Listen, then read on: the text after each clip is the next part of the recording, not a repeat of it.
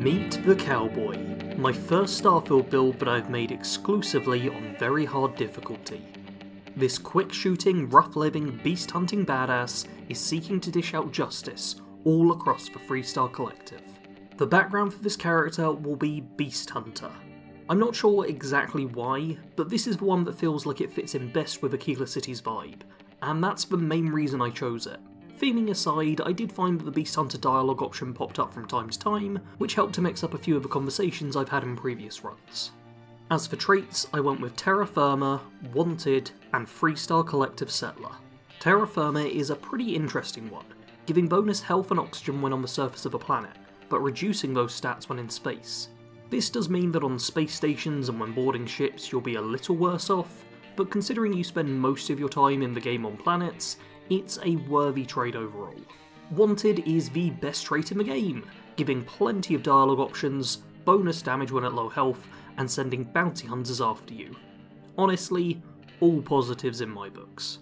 Finally, there's Freestar Collective Settler. Obviously this character is going to be based around Aquila City and Freestar planets in general, so getting better dialogue and an increase to rewards in these areas is a solid bonus. On to skills, and we start as always in the physical tree. The Beast Hunter background means you start with a rank of fitness, giving an extra 10% oxygen.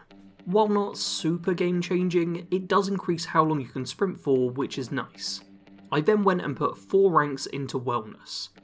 This will give you a 40% boost to your health, making you noticeably tougher to take down. This is a skill which will become more and more helpful as you level up, as your max health increases each time you advance a level. A skill which doesn't need you to be high level to be helpful is Pain Tolerance.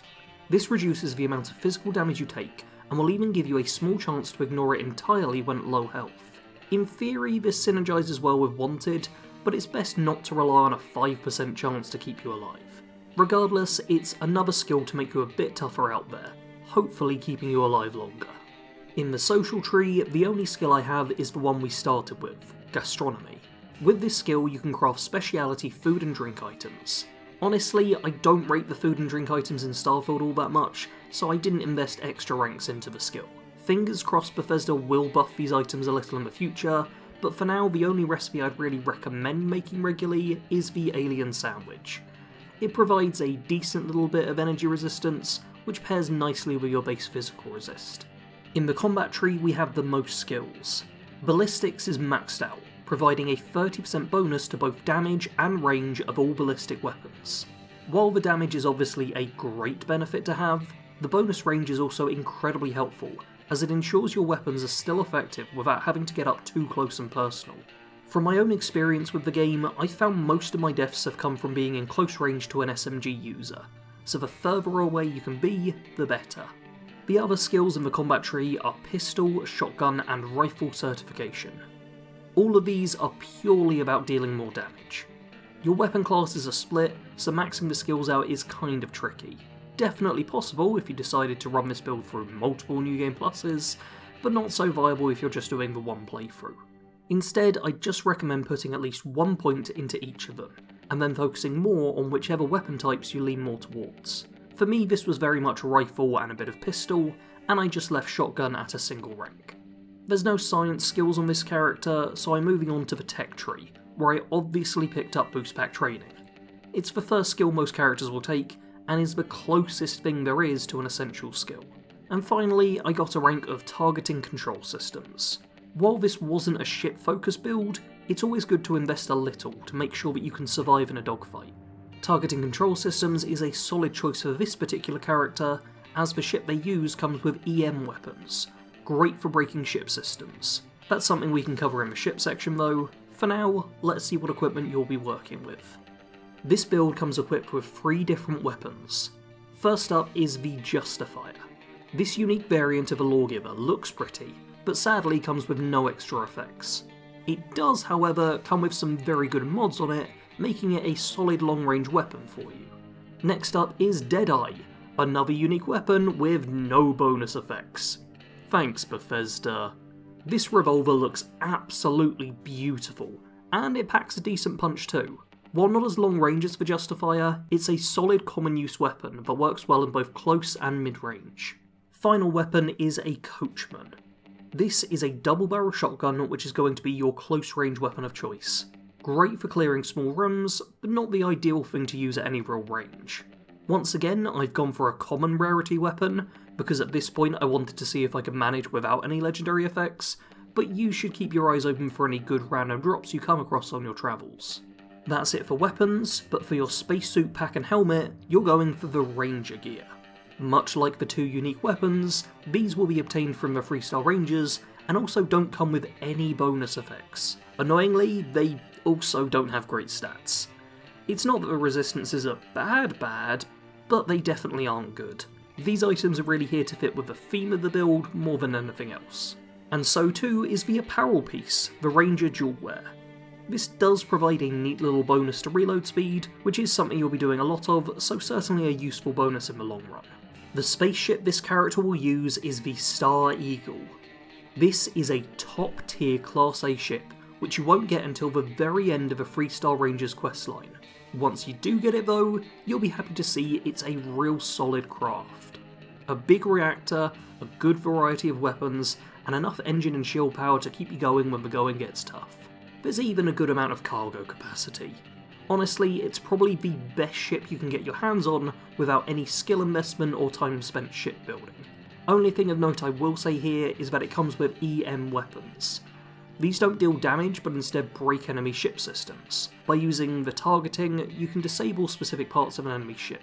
While not needed for weaker opponents, it can be a big help when fighting higher tier craft who you might need to break apart piece by piece.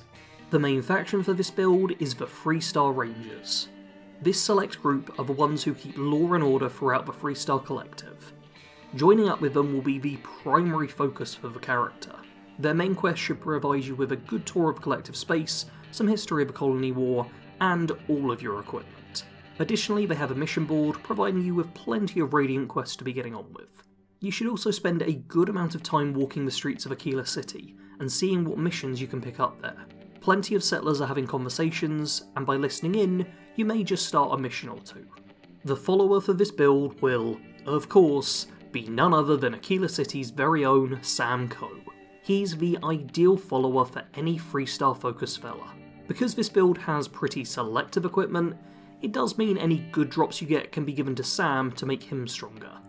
The better the gear you can give him, the easier time you'll be having. This build relies on quick, accurate shooting.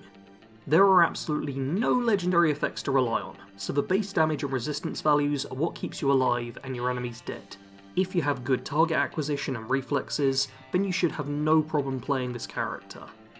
If, however, your aim isn't great, or you let enemies get the drop on you, well, things can quickly turn south. I'd highly recommend stocking up on healing items, and also using any powers which help with crowd control or easier target acquisition. For a bit of roleplaying, I'd also recommend doing a lot of hunting, in order to gather any materials you need. Typically when playing, it can be easy to end up just fighting pirates and spacers over and over again, but if you explore outside the walls of Aquila, or just on any planets which have abundant fauna, then you should be able to fight a much wider range of foes. The Cowboy was born and raised in the muddy streets of Aquila City. His parents were hunters, who relished in the big game that was present outside the walls of the area. The Cowboy lived a good life with them for several years, eating grilled ashtar and living in comfort with the money his parents made selling pelts and trophies from their kills. Being too young to safely go with them, the child Cowboy would spend his evenings on the walls of the city, keeping an eye out for the return of his parents, ready to welcome them back home. But as happens to all those who test nature too far, there came a night where they did not return. Their child remained on the walls throughout the whole night, falling asleep as he awaited their return. When the morning came, so too did the realization that he would never see them again. His happy life was over, and he ended up spending the rest of his childhood in the low house, relying on the generosity of others to keep a roof over his head and food in his belly.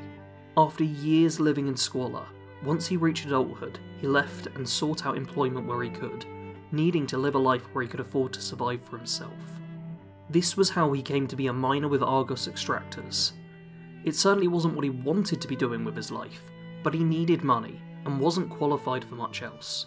But every night since joining, he's dreamed of his home, Aquila City, and is only keeping the job until he can afford to return and start on a path in life that makes him feel complete. And there we have my latest Starfield build, and the very first best build. For anyone not familiar, my best builds are those which I've made on the highest difficulty of the game, meaning that they can handle even the toughest challenges. If you'd like to see more of these, then make sure to like and subscribe, and also leave suggestions in the comments below for any other videos you'd like to see. As always, thanks for watching. Sarge out.